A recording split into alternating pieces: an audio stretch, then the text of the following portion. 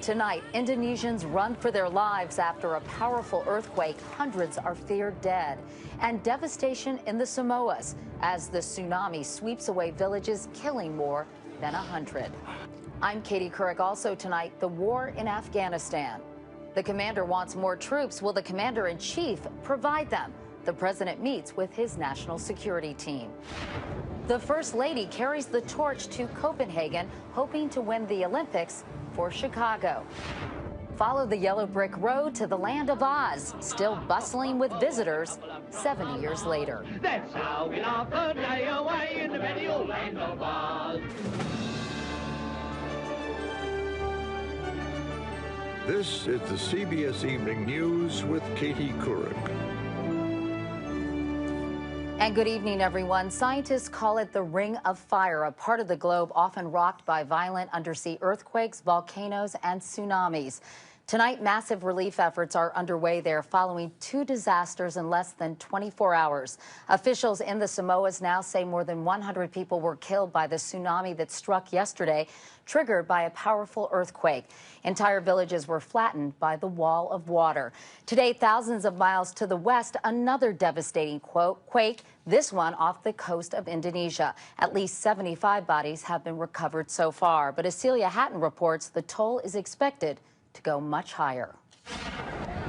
Thousands could be trapped alive in collapsed buildings on the Indonesian island city of Padang, which is home to 900,000 people. Authorities say untold numbers of homes, hotels, schools, and shops have crumbled to the ground. What we're hearing from Padang is sporadic and difficult to communicate. Communications are down, but what we have heard is that this was a huge earthquake and there has been significant damage. There are obviously large numbers dead and injured, and we expect those numbers to increase as daylight breaks. Victims say the 7.6 magnitude quake made the ground shake so hard, people outside had to sit down on the street to avoid falling over. Rescuers don't fully know the extent of the damage left by the quake. It's still too early. Landslides have cut off roads, electricity, and power lines, further isolating the people who need help the most. Thousands of quake victims are spending the night out in the open for lack of shelter. The nation's leaders are warning the death toll could rise substantially. There'll be challenges primarily to get aid into the city. We'll have to look at air, land. The other neighboring provinces are 10 hours by road. At least 2 hospitals are rumored to have been destroyed, and a number of sharp aftershocks sent a wave of panic through the city in the early evening. The quake hit the same fault line that caused 2004's Asian tsunami that killed over 230,000 people. A tsunami warning was issued but later canceled. This region's often shaken by earthquakes, but officials say this quake has left them preparing for an emergency response that could last months. Celia Hatton, CBS News, Beijing.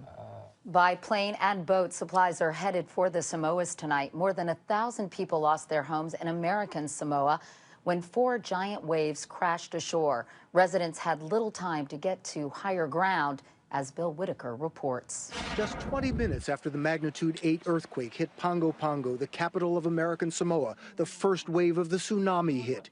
It roared ashore, sweeping away trucks, houses, everything in its path. With no time to run, the couple shooting this video prayed. Lord Jesus Christ, please give us the power to accept the things that are going on here. A rapid series of waves. This is the second wave. 4 in all, 15 to 20 feet high, pushed in as far as a mile like a river of mud. One mother watched helplessly as her 3 young children playing on the beach were swept away. The tsunami came in fast, really fast, and it stripped the whole area over here. In its wake, a debris field breathtaking in its scope, collapsed houses, buses, boats tossed like toys, a car in a second-story window. On the nearby island of Samoa, Lepa, a village of 172 people, was all but washed away. They're looking for survivors. All the houses are gone and the people are swept away by the sea. Even the churches, the schools, they're all gone. Just west, around Potosi, TV3 New Zealand reporter Michael Mora saw miles and miles of devastation. The hospitals at the moment have got a pretty massive job. They've got a lot of bodies coming in. There's not much hope here. The international response has been swift. FEMA and the Coast Guard flew in supplies overnight. New Zealand, Australia are sending in aid. Samoans in Southern California are helping and hurting. My husband lost his brother-in-law along with 8 children. A story all too familiar in the Samoan Islands. President Obama has declared American Samoa a disaster area, which means the relief will continue pouring in. Katie? Bill Whitaker. Bill, thanks very much. That wall of water, by the way, was traveling at the speed of a jumbo jet when it hit the Samoas.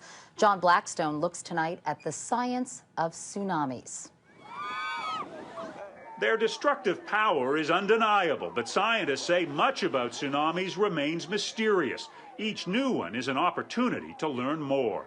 The sea floor rises, pushes the water up and creates this big instability in the ocean, and that starts spreading in all directions. Yesterday, 120 miles south of Samoa, where 2 sections of the Earth's crust, the Australian plate and the Pacific plate, meet, the Pacific plate began moving. It buckled and cracked, creating an earthquake that shook the ocean floor in a place where the Pacific is more than 4 miles deep. That energy propelled up a column of water. In the open ocean, all that energy barely made waves on the surface. In fact, if you're out in the open ocean, a tsunami wave can pass underneath you and you wouldn't even know it. But as waves move into shallower water near shore, their height can grow to catastrophic size, up to 100 feet high, moving at speeds of 500 miles an hour or more, too fast to outrun. They travel at very high speeds, oftentimes at the speed of a jet airliner. That speed and the lack of an early warning system is one reason 230,000 died in the 2004 Indian Ocean tsunami. Yesterday, Samoa had only about a 2-minute warning. Getting better alerts is why scientists at the U.S. Geological Survey look for new answers in every tsunami. Each one is a surprise that has some aspect of unexpected behavior associated with it. Here at the USGS, where they track seismic activity around the world in real time, the pins were going off the chart yesterday when the 8.0 earthquake hit that caused the tsunami, a dramatic display of nature's power. John Blackstone, CBS News, Menlo Park, California. Now to the war in Afghanistan. President Obama has to make a big decision, and soon. Should he send more U.S. troops to fight the Taliban or rely more on special forces and attacks from unmanned aircraft or drones? Today, national security correspondent David Martin tells us the president convened his war council to examine the options. The vice president led a parade of top advisors to the White House this afternoon for what could be one of the most important meetings of the Obama presidency. Subject, Afghanistan. What should the strategy be, and how many troops are needed? It will take more than one meeting to crack that. I think at least 3 more are already on the working schedule, and I assume there'll be more after that. General Stanley McChrystal, the American commander in Afghanistan, who was warned the war could be lost without more troops, joined the meeting by video teleconference. His mission is complex, but the bottom line is simple: prevent Afghanistan from ever again becoming a safe haven from which al-Qaeda could launch another 9/11. Today, the nation's top counterterrorism official told Congress al-Qaeda is on the ropes, its leadership decimated by CIA drone strikes, but still dangerous, operating out of safe havens in Pakistan. We assess that the al-Qaeda core is actively engaged in operational plotting and continues recruiting, training, and transporting operatives to include individuals from Western Europe and the United States. In Afghanistan, McChrystal is fighting al-Qaeda's ally, the Taliban. And these maps charting insurgent violence from 2007 to the present clearly show the enemy is gaining ground. The Pentagon is rushing over more armored vehicles to protect soldiers from roadside bombs. But McChrystal is asking for tens of thousands more troops. Katie, today's meeting lasted 3 hours, much of it taken up with briefings on the latest intelligence from Afghanistan and Pakistan. The next meeting with the president is scheduled for a week from today. All right, David Martin reporting from the Pentagon tonight. Thank you, David. Next week, we'll take an extensive look at the war, including reports from the battlefield and interviews with key decision makers in a special series, Afghanistan: The Road Ahead. Now to another foreign policy challenge, Iran's nuclear program. Tomorrow, Iran begins important talks involving 6 world powers, the U.S., Russia, China, Britain, France, and Germany. Elizabeth Palmer is in Geneva tonight. And Liz, with Iran saying it won't cut back or back down on its nuclear program, what is the mood of the Americans going into this meeting? They're working very hard to keep expectations low, although they have said negotiations could go more than one round. However, a senior administration official told me it's fair to expect that this is going to be extraordinarily difficult. And what kind of signal do you think the Iranians are sending by the man that they've actually chosen to negotiate? I understand some U.S. officials are disappointed. He's a very stern individual, Saeed Jalili. He's the chief nuclear negotiator, but he is a religious conservative and very hard line. Some diplomats are disappointed that the head of Iran's nuclear energy agency didn't come. He was educated at MIT, much more worldly, respected, and well-liked. That would have sent a more conciliatory message. And finally, Liz, what, in your view, will constitute a successful meeting? If both parties retire to their respective capitals and talk with a date to meet again, that means that they at least have an agenda that they think they can engage on. All right. Liz Palmer in Geneva tonight. Liz, thank you. Meanwhile, in Washington today, the Supreme Court agreed to take up the constitutionality of Chicago's ban on handguns. Last year, the High Court said a handgun ban in the District of Columbia violated the Second Amendment. Now, with the Chicago case, the justices will decide whether the D.C. ruling should apply to other cities and state laws as well. And coming up next here on the CBS Evening News, the First Lady tries to convince the International Olympic Committee that Chicago is their kind of town.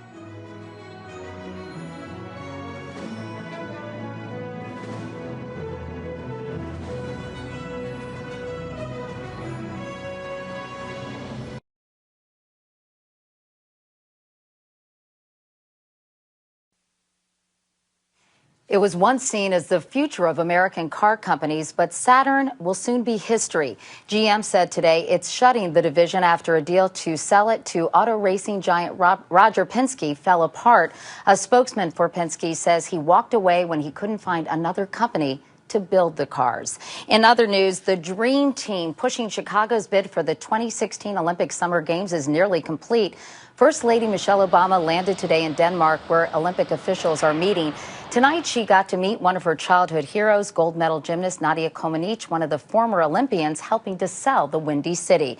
The team captain, meanwhile, President Obama arrives Friday ahead of the final vote. National correspondent Dean Reynolds has more tonight on the battle for Chicago. With nearly 3 million residents, Chicago is a bustling, big-shouldered city where it's felt the Summer Olympics would be right at home. We have an opportunity to really showcase Chicago. We know we can deliver a spectacular Olympic and Paralympic Games. Chicago has a lot going for it. The President of the United States is its chief cheerleader. Lake Michigan is its breathtaking backdrop. And many Olympic venues here are already built. No wonder boosters argue that the Games and Chicago will be good for each other. We're talking about creating jobs. We're talking about, all sorts of opportunities for local residents. Now is exactly the time to want to do something like this. Chicago, understandably, is showing its best side to the International Olympic Committee, but there are other, less attractive points to be made about this town. Chicago has a chronic problem with violence, especially teen violence. And while its murder rate is still only half of Rio de Janeiro's, it is well ahead of Madrid or Tokyo, the other Olympic competitors. 34 public school students were murdered here in the last school year. 4 have been killed this month. And just last week came this beating death of a 16-year-old honor student on the South Side, murdered apparently because he refused to join a gang. Our president and our mayor and our governor is over in Copenhagen, when right here we got savagery going on in the streets of Chicago. Critics ask how Chicago can even begin to think about hosting a $4.8 billion event when it's currently running a $300 million deficit and has had to close down City Hall for a day just to save money. They question the city's priorities. The state and the city were able to find money for the Olympics, but when it came to actual basic services to make people's lives better, there's nothing to be found. No game! Others are skeptical about a plan to privately finance the games, which could always get more expensive, as many projects around here seem to do. Throw in the Chicago way, which says something between cost overruns, corruption, political connections. You're just asking for trouble. Still, Los Angeles, Atlanta, and Salt Lake City all staged successful games that made money and benefited their community. Those who would bring the Olympic Games here believe Chicago can do at least as well. Dean Reynolds, CBS News, Chicago. And coming up next, the H1N1 vaccine is on its way. So why are some pregnant women and their doctors saying no thanks? Now to the H1N1 flu. Today, states told the federal government just how much vaccine they'll need. Health officials say some of the first doses should go to pregnant women. They're 1% of the population, but they account for 6% of the H1N1 fatalities. 28 so far. Still, Dr. Jennifer Ashton tells us not all pregnant women are eager to get the vaccine. You ready? Erin Mahoney is pregnant and thinks she's lucky, not brave, to be one of the roughly 100 pregnant women around the country testing the new flu vaccine. I saw no reason to be nervous about getting the vaccine now.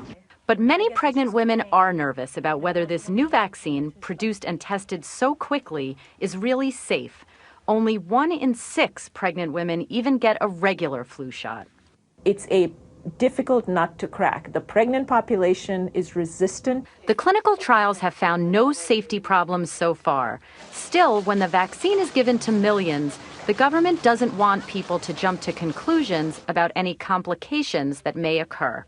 Some 2,400 miscarriages occur every day, so health officials caution people should not assume they were caused by the vaccine. Some medical events will happen in the days following the vaccination, and the question is, are they related? The American College of OBGYNs is pushing hard for doctors to vaccinate their patients, saying any possible risk from the vaccine is less than the risk from the virus.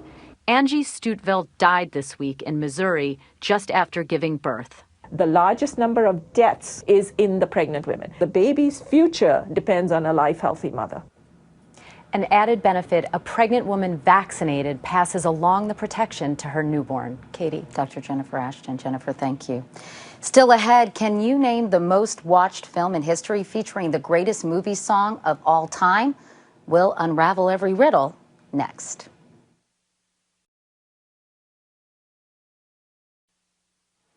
And finally tonight, it was 1939. America was in a depression, but Hollywood was turning out gold, from Gone with the Wind to The Wizard of Oz.